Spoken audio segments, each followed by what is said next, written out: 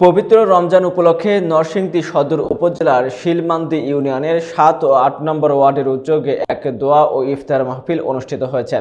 বিস্তারিত থাকছে মঞ্জুরুল আলমের প্রতিবেদনে। সভাপতিত্ব করেন শিলমান্দি ইউনিয়ন বিএনপির সভাপতি ও শেখেরচর বাজার বণিক সমিতির সভাপতি মোহাম্মদ বোরহান উদ্দিন। প্রধান অতিথি ছিলেন বিএনপির কেন্দ্রীয় কমিটির যুগ্ম মহাসচিব, ডাকসুর সাবেক জিএস ও নরসিংদী ১ আসনের সাবেক সংসদ সদস্য জননেতা খায়রুল কবির খোকন। তিনি তার বক্তব্যে বলেন, বিগত সরকার জনগণকে তাদের ভোটের অধিকার থেকে বঞ্চিত করেছে।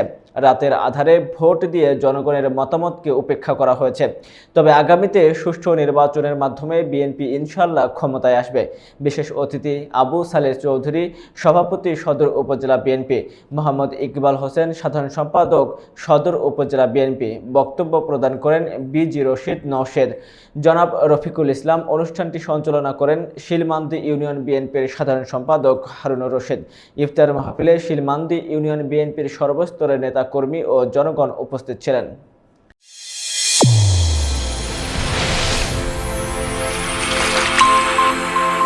চ্যানেল A1 হৃদয়ের স্পন্দন।